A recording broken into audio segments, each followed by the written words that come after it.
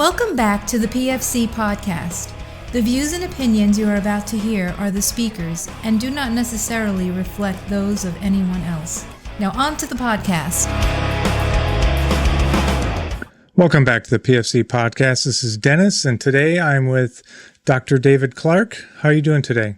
Just great. Beautiful day in Oregon. Yeah, it's a beautiful day here. North Carolina, we got Snowmageddon on its way, but for today, it's pretty nice. Great to be with you, Dennis. I'm looking forward to our discussion. Awesome. So, speaking of which, if you wouldn't mind, since this is the first time you've been on the podcast, would you mind doing just a quick introduction of yourself? Yeah, I'm a physician. I'm board certified in gastroenterology and internal medicine. And for the last 40 years, a major focus of my practice has been people who have pain or illness, but they don't have any disease or injury to explain it. And I've done detailed interviews and diagnosis and treatment of over 7,000 of those people during that time, and written books about it. I give lectures to healthcare professionals and the public all across North America and Europe, produced 3 documentary films, co-founded a nonprofit, and been president for the last 14 years, and been trying to educate everybody I can come in contact with that this is a treatment area that can be highly successful. Awesome. So, you mentioned, pain without having any kind of insult or injury, disease process that goes with it. So, how does this, mind, body, the emotions and things like that, how does that go into some kind of chronic pain syndrome? Yeah, it was really surprising to me when I first encountered this. I'd gone through 7 years of very traditional training as a physician, and nowhere, anywhere along the way said that you could have real pain or real illness that was generated by your brain in the absence of a physical abnormality, a disease, an organ problem, a structural damage. None of that. Just generated purely by anatomic changes in the circuits of the brain. And when I first found out about this, it came as a complete shock, just the level of severity that you can get from this. The traditional training in healthcare professionals is that, people who have this, it's all in their heads, it's imaginary, they can't handle their own stress, they're not particularly strong individuals. They're neurotic, in fact, in many cases, and there's really not much we can do for you except give you pain medication or neuromodulating medication, and that other than that, you're just going to have to live with it. And it turns out, much to my surprise, that not a single one of those assumptions is true. In fact, for most of them, the exact opposite is true. And I'll admit, I had to be, dragged to this kicking and screaming, and I had to have, the evidence shoved in my face that this was none of that was true, that people who have this condition actually are mentally stronger than the average person, in my experience. They are perfectly capable of handling not only their own regular stress, but much higher levels of stress than the average person. That this condition, if you know what to look for, can be diagnosed and treated as successfully as any other. In fact, in many cases, more successfully than any other, and typically without resorting to medications, except maybe as a temporary crutch in some cases. And it all comes down to being able to uncover stress, trauma, sometimes adversity when the person was a child is important, other life challenges, knowing how to look for these things and find them in a person's life. And then when you bring them out into the open, you can address them, you can treat them, you can help people with them. And when you do that, their physical symptoms begin to steadily improve, and in many cases go away completely. Awesome. So I happen to come from 2 cultures that have a very conventional thinking, like you're talking about. None of them are actually very sympathetic to anybody else's problems. One being traditional medicine, two being the military, which of course is known for sympathy. But I'm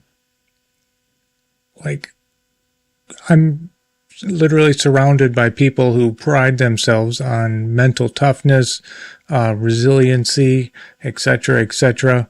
And like how on earth could this possibly happen? Like, we are, essentially bred for this type of mission and that kind of mental fortitude. Like, how on earth could this happen to somebody like us? Yeah, it's just a measure of the level of stress, trauma, emotions, or other challenges that are going on. My patients, I think of like Olympic weightlifters, or, in your case, like warriors that are being asked to carry 50 pounds more than the world record for their weight class.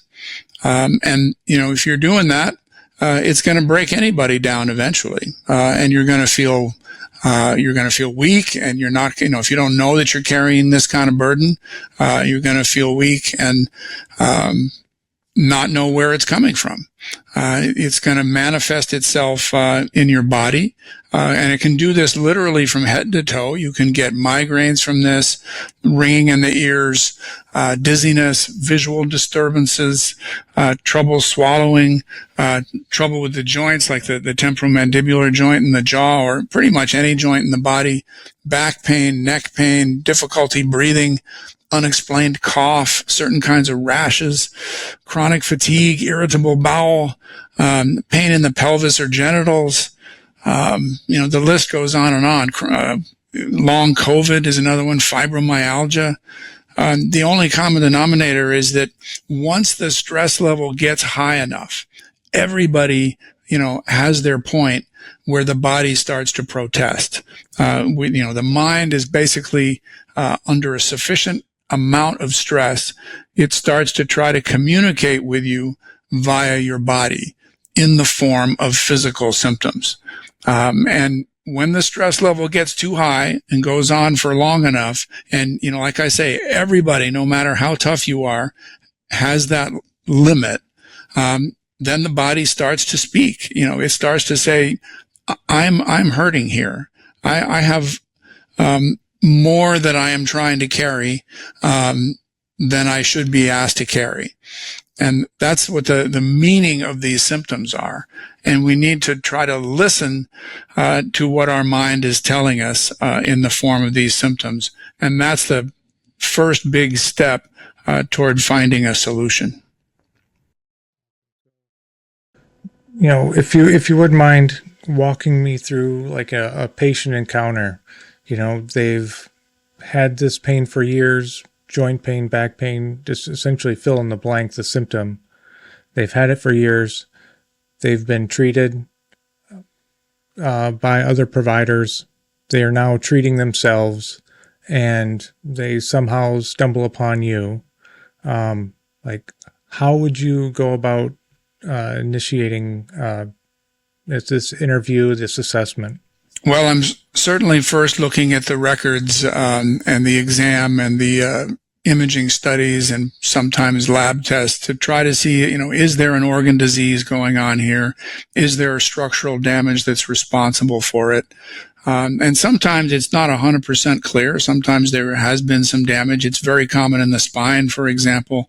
Most people over the age of 40 who feel perfectly fine will have abnormalities on their spine x-ray, and they're not responsible for any symptoms at all. So we have to be careful about that when we see something wrong, particularly in the spine, not to jump to conclusions and say, this is why your back hurts. But I am looking at that, trying to decide, is there a structural explanation here? But most structural damage heals in a month or two.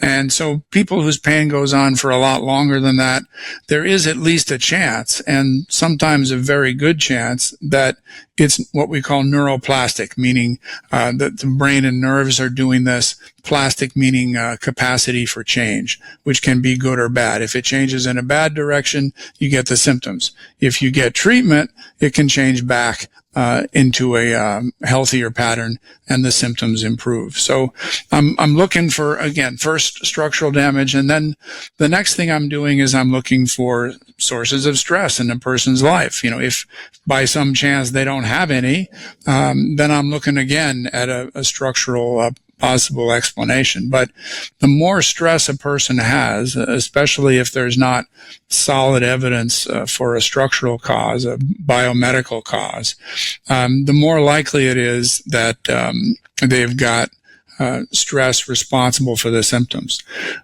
Another clue or set of clues is in the nature of the symptoms themselves. If the symptoms are let's say not triggered by the same thing every time. In other words, if you've got back pain and you have it some days and you don't have it other days, and you're doing pretty much the same thing on all those days, why is your back better one day and not so good another day? Oftentimes it's because it's not your activity that's different from day to day, it's your stress level that's different from day to day. Or if the symptoms are not corresponding to a known physical condition. One example would be somebody who's got pain in their entire right arm, for example. It's pretty hard to get pain in your entire right arm, especially if you don't have any pain in the corresponding neck or cervical spine area, because there are so many nerves in your arm that to knock all of those off and make them all hurt simultaneously, probably not going to happen. So that's pain that's not corresponding to a particular nerve distribution. Symptoms that move from place to place. Classic example in my specialty of gastroenterology is somebody who's got belly pain that moves from place to place in their belly. If you've got a tumor or infection or an inflamed loop of intestine, it's probably not going to move around very much. But intestinal muscle spasm very commonly moves, and that's most definitely a stress-related condition. So there are certain characteristics of the symptoms themselves that can tip me off that it's probably stress-related. Another one is the duration. The longer the symptoms go on, the more likely they are to be stress-related. Their response to medication, if it's variable, that is a hint to me that it's probably stress-related. And if it's not triggered by similar actions, that's another clue. One of my patients, very simple example, had low back pain every day for over 25 years, except 2 weeks out of the year. You can take a guess as to what he was doing those 2 weeks out of the year. He was on vacation, and he was not lying on a warm beach carefully resting his back. He was out there fly fishing in British Columbia. He was twisting around in the water. He was getting out in the middle of the river in his waders. He was bending over to net the fish. And then at the end of the day, when he's done fishing, he's helping the lodge owner clear brush from behind the lodge. Was his back hurting? Not a bit of it. So that's clearly not structural back pain. But as soon as he gets back home and he's back to work in his stressful environment, back starts hurting again. So very strong evidence there that this was a stress-related condition. So then we get into, how much stress are you dealing with right now? What's going on in your life at the moment? One of my patients, and none of the other doctors asked him about this, the only time he got his pain was when he was driving to work. When he was driving home from work, he was fine. I mean, you can diagnose that patient based just on that. He was also fine on the weekends when he was not at work. So clearly it was his work environment that was the cause. So that's something else that I'll look for. Another clue is some of my patients have been much worse when they are away from what they consider a safe environment. So, one of my patients, her home was safe. When she left home, that's when she got the symptoms. The longer she was away from home, the worse her symptoms got. So that's another clue. Does the person have a history of having been through a trauma? Have they been through a terrifying or horrifying event? Or in the case of many of your listeners, lots of terrifying or horrifying events. In fact, sometimes on a daily basis for first responders. And is there a connection between a particular traumatic event and when their symptoms first started? Or do their symptoms fluctuate up and down depending on how much stress or trauma there's been on a particular day? That's another clue. Still another one is I ask people, what were things like for you as a child? Did you go through stress or trauma? Did you go through anything you wouldn't want for a child of your own? Or do you know a child that you care about? And if you had to watch that kid deal with everything you did as a child, would that be upsetting? Would that cause you to be angry or sad, watching a kid try to cope with what you had to? Because trauma as a child can have long-term impacts on people, and we can talk about those down the road, but they can make everything I've been talking about here today worse. Yeah, absolutely. And I think it's smart to I guess, separate themselves and put it on another person and now watch them go through the same thing. Yeah, because, people in your profession are very mentally tough, and they can handle a huge amount of stress, much more so than the average person. So trying to get a sense of, well, what exactly are you carrying? How much, in a real sense, is your burden of stress? And if you're used to carrying a big load, it's going to be hard to explain it to me, to be honest. So that's where I get the idea of, let's imagine you're watching a child try to carry the same load that you did back when you were that age. It makes it a lot easier to put into words what things were really like. Yeah. Now, I imagine, back when people would assess pain, we still use the pain scores or different types of scores, but it was often, I think, a kind of a temptation to, I don't know what the right word is, but maybe downplay what the patient was saying. Or dismiss. 0 out of 10, 10 being the worst, your number is this. What was the worst you've ever had? Well, I stubbed my toe really bad once. And you're like, okay, like you get a Tylenol for your, 10 out of 10 pain. I imagine it's also very human, I think, when somebody's revealing, hey, these are the stressors that are going on in my life, to kind of compare them to the stressors that you're dealing with, and almost the same way, like, that's not stress. Let me tell you about what stress actually is.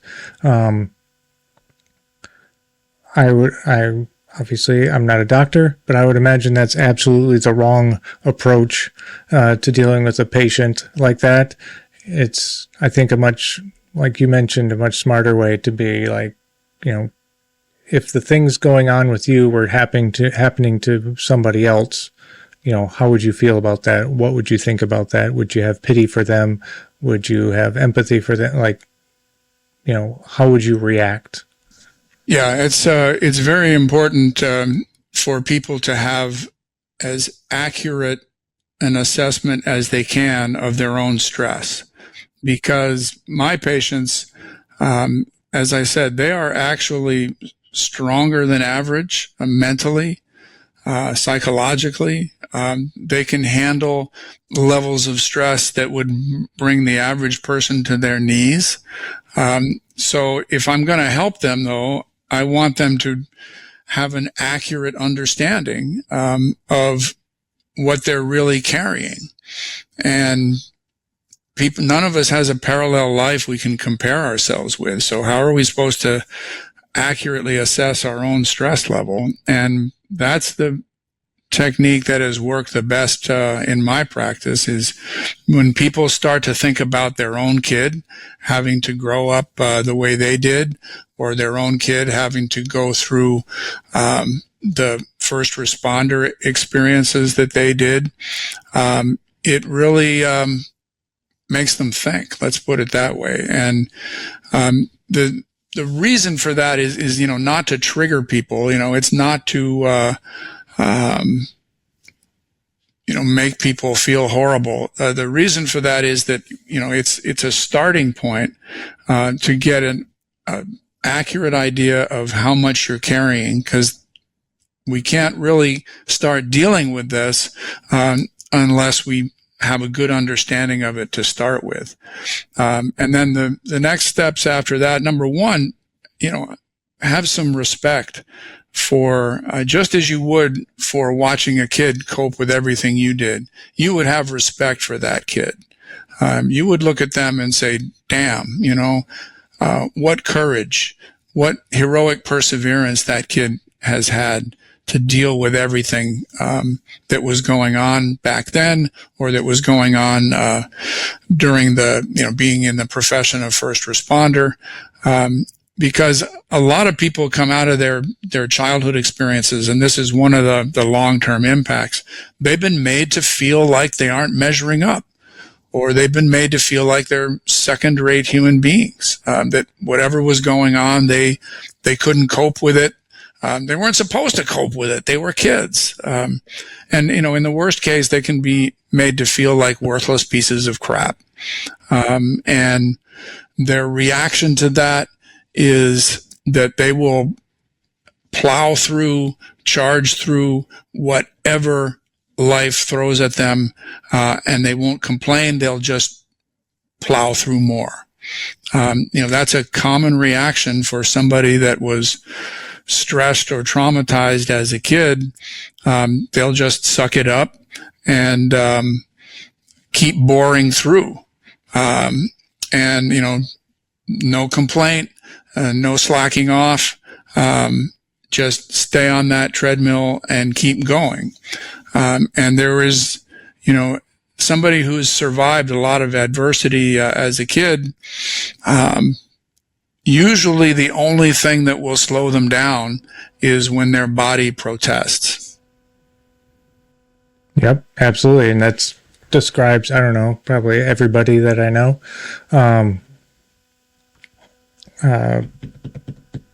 But I think the first step has got to be just recognition that whatever happened actually bothers you. Because like you mentioned, just hard charging, go through anything, keep going type mentality.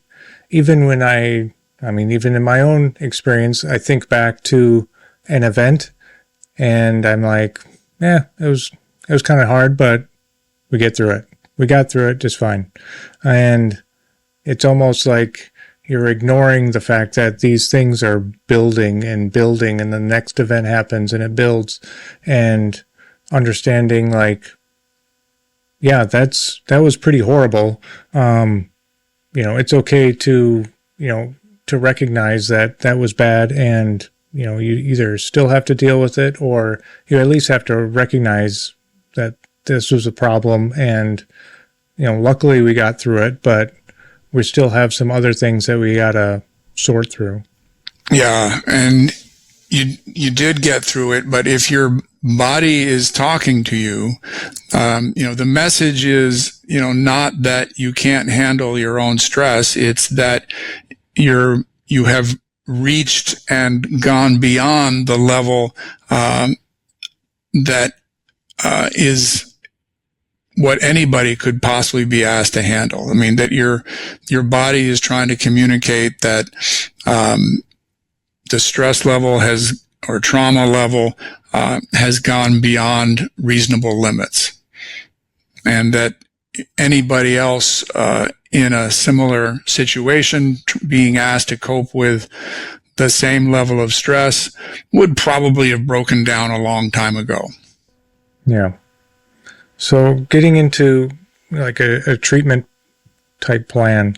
So, we've recognized that, and I would imagine a majority of people probably have a mix of both structural problems and some kind of psychological component to this. like it would be very tempting to just like throw narcotics at this person. Like, you earned it. Here you go. You know, here's 90 days of oxycodone. Have a good time. Or, you know, any other form of pharmaceuticals. And it's kind of like, hey, if you don't get better in 3 months, come back and I'll write you another one.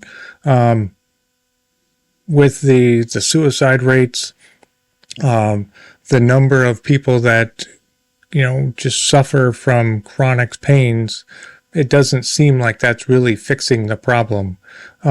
So how do we go about, you know, either treating this patient or at least advising them about their treatment and options when we're dealing with the psychological component? Yeah, well, it certainly starts with just the recognition that the psychological piece, the neuroplastic symptom piece is real, that these symptoms are not imaginary, that they are every bit as real as symptoms caused by anything else, and that they deserve to be treated with respect. And unfortunately, the pain medications are only treating the symptoms and not the underlying cause. And treating the underlying cause means first, you know, diagnosing what's going on.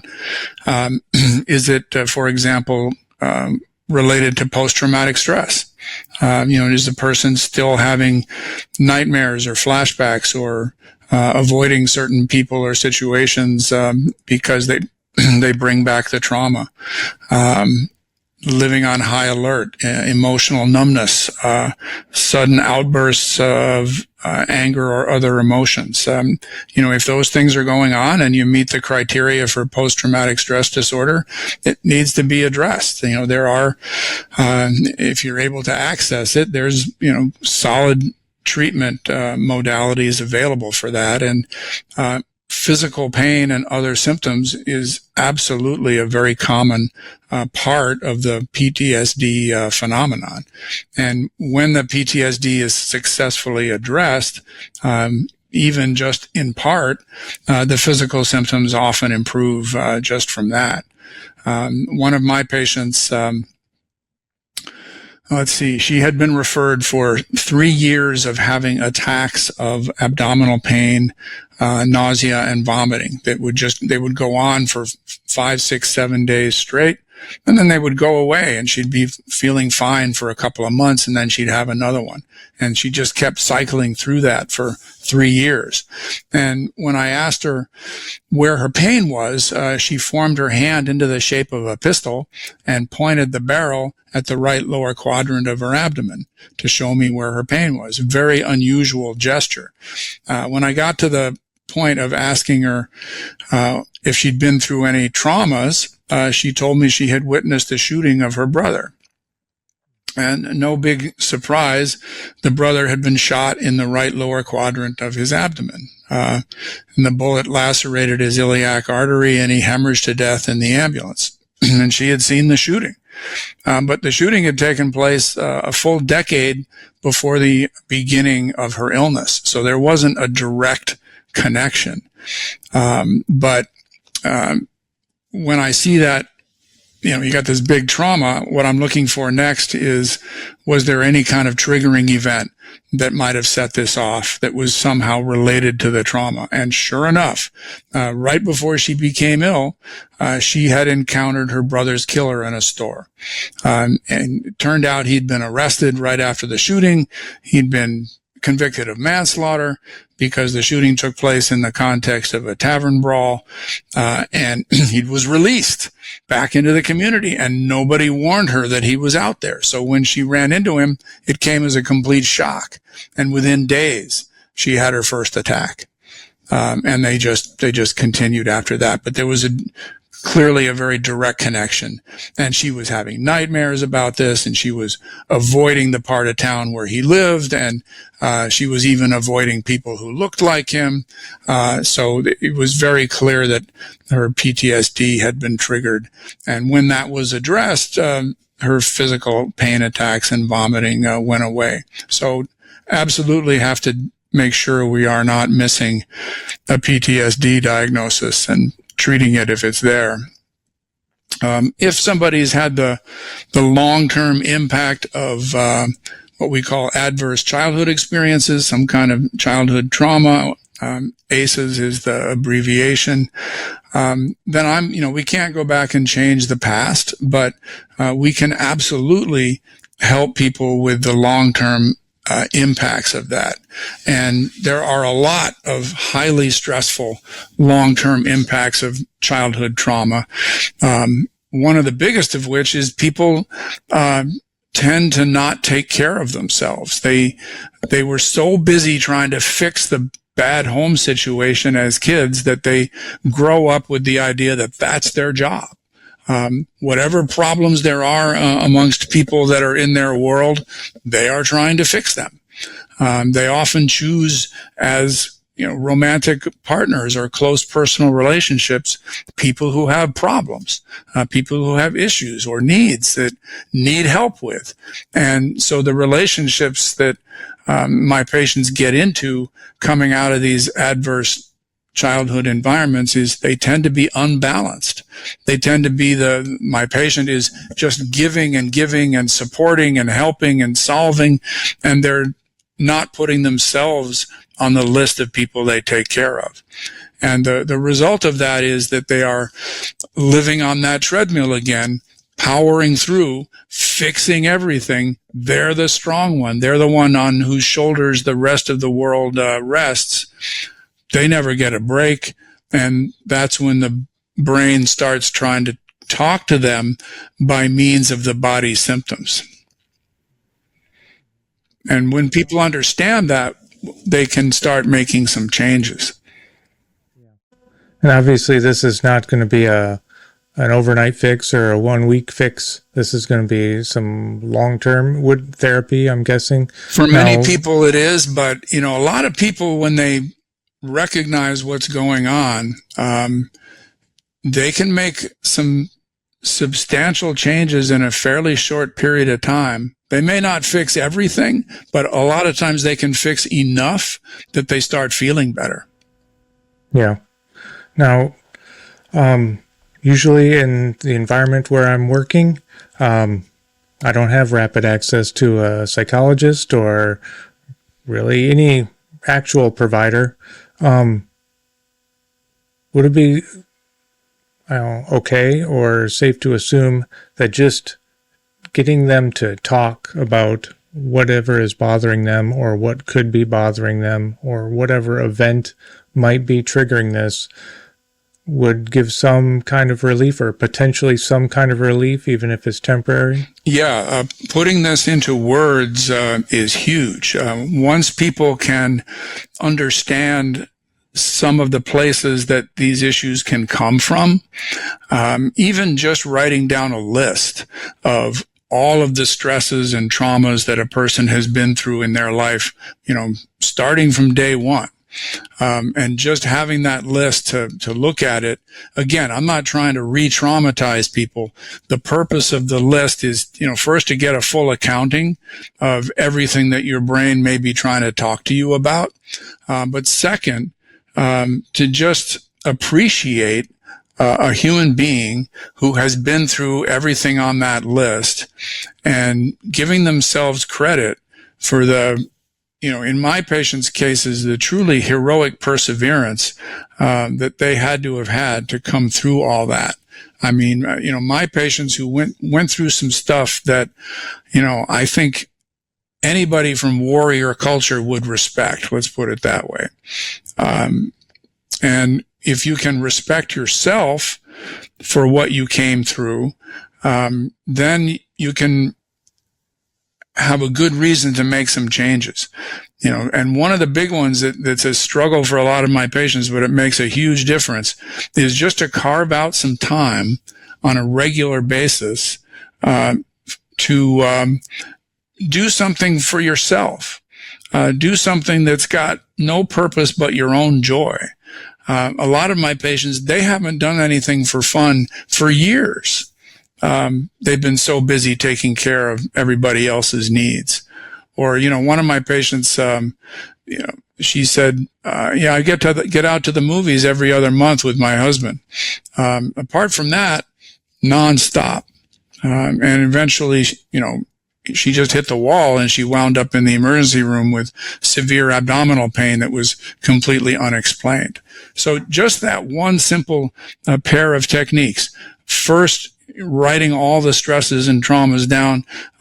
Second, giving yourself huge credit for having come through all that, just as you would for, if a child of your own had been through the same stuff, you would respect that kid for what they had done.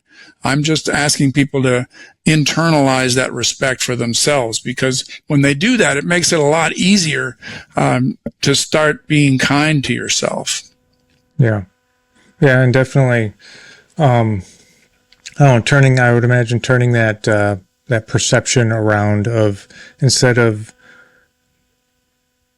the negative side, I guess, of this is just another challenge to complete, actually turning around and looking at, these are the challenges that you've overcome.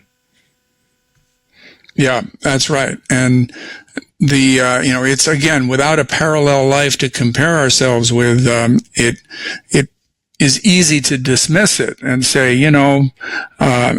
everybody in my platoon has gone through the same stuff. Why should I give myself any more credit than any of them?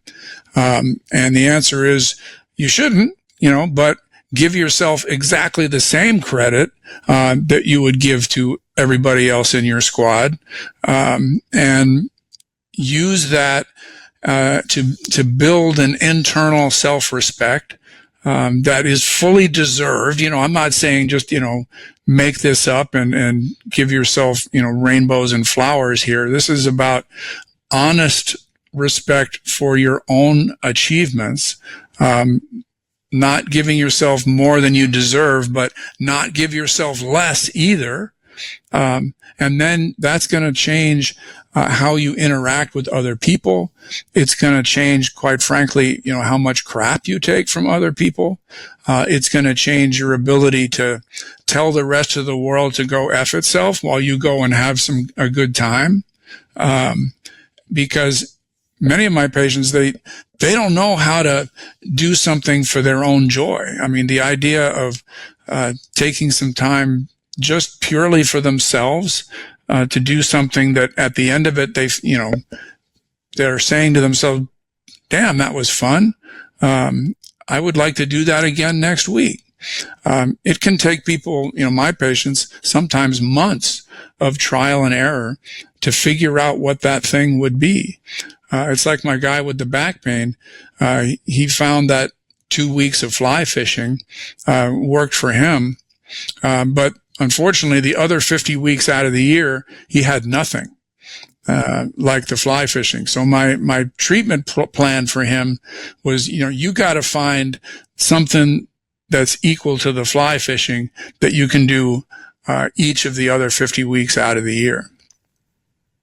Because we all need that. It's an essential human skill. Yeah, absolutely. Just something to decompress, from just the constant wants of the world, because if you let it, it will always ask for more. That's just how things are. Yeah, there's no limit until your body shuts you down. Yep, absolutely. You mentioned, giving yourself at least the same credit as anybody else. I would think kind of all along the lines of, watching a child go through the same traumas and trials that you did as a child. How would you feel about them? I would think it's kind of in the same vein, if somebody in your platoon or group or whatever were having the same symptoms, would you look down on them? Would you think less of them for that? Yeah, and Dennis, you're mentally weak, man. Get it together. Yeah. Are you going to say that to somebody in your group? Absolutely not. I do say that. I do tell them rub dirt on it and stand up. But I would imagine kind of in the same vein, if, especially in the military, and I'm sure firefighters, etc., are in the same kind of mindset.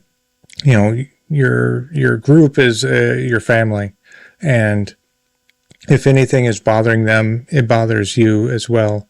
And I would imagine that's a fairly close corollary to what you mentioned earlier about, you put these things on another child. How would you feel looking down on somebody? You wouldn't if they're actually going through something. You would have some kind of empathy for them, and you'd want to lift them up. That's what they're trying to do for you. Yeah, no, it's that's what I've observed. I mean, I've been doing this for 40 years, 7,000 plus patients, and that's exactly what I've observed is, when somebody is experiencing these kind of symptoms, it's like I say, like they're trying to carry 50 pounds more than the world record for their weight class. And you're not gonna, if you see somebody, in your group, at work, who's trying to do that, you're not going to be, putting them down, for the fact that they can't carry, that level of weight.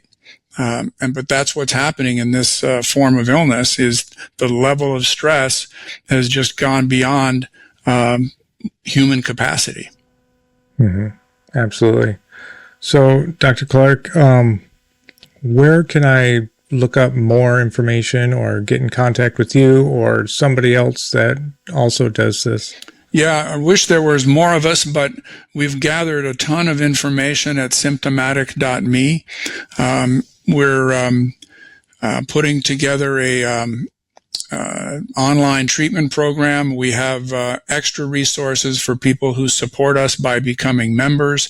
We've got a 12-question self-assessment quiz for anybody who's wondering if any of this applies to them. They can get a lot of information in less than 3 minutes by taking the quiz. And there's all kinds of science-based treatment resources on there, none of which involves drugs or injections or surgeries. It's all, there's research now from across North America, well-conducted clinical trials from Nova Scotia, from Harvard, from Detroit, from Colorado, from UCLA. Actually, the UCLA study was on veterans. And they got dramatic benefits from taking this approach in people with chronic musculoskeletal pain. So we've tried to put as many of those resources as we can in plain English on the website for people to use. There's a practitioner directory on there for people who've taken their basic medical or psychological training and grafted on this approach to those fundamental concepts that are part of their training. So those are available as well. There's even an app called Curable that has taken a lot of the ideas we've just been discussing and put it into a user interface for your phone. Is there anything else that we missed and we need to get put out there? I'll just say that there's a couple other long-term impacts of adverse childhood experiences that people may recognize. In addition to the ones we've already mentioned, people can, as a result of surviving the early adversity, they can sometimes become perfectionists, extremely self-critical, living on high alert, even if they haven't been through an obvious trauma, choosing less than ideal life partners for themselves, a lot of personality trait characteristics, all of which can change when people recognize where they came from. There are also can be triggers. I'm sure you're very familiar with triggers from post-traumatic stress, but there can be triggers linked to childhood experiences as well. The most common being an adult who mistreated you, who is still in your life today. And then finally, there are some pretty powerful emotions that people can have and not be aware of. The most common ones are anger or fear, but some of my patients, the big ones have been shame, grief, or guilt. And Many of my patients, to me, they resemble dormant volcanoes on the outside with boiling magma on the inside. And every once in a while, the emotion will just kind of burst out, and for not very much reason, a good part of the time. And people will be wondering, why did I lose it all of a sudden? And it's because the emotion is at a high level in there all the time, and it doesn't take much to cause it to burst out, whatever the emotion is. So when those things happen, be aware that they happen for a reason, and that usually people who have these, they've got a lot of anger inside, and it's there for a good reason. But if we can understand what that good reason is, we can start putting it into words. I've had a lot of my patients, for example, write letters, not to mail them, just to write them, to the person who mistreated them when they were kids. And just by putting those thoughts and emotions down on a piece of paper or a computer screen, converts the emotions into words. And then they don't have to manifest in the body quite so much anymore. Well, thank you, Dr. Clarke. I really appreciate you coming on. Thank you, Dennis. I really appreciate your getting this message out to your viewers. That's it for today's podcast. Make sure to go to our website, www.prolongedfieldcare.org. Check out our free downloads and a ton of other helpful information. Grab a bag of our fresh roasted PFC coffee, links in the description below, and stay on the bleeding edge of combat and austere medicine. This is Dennis for the PFC Podcast, out.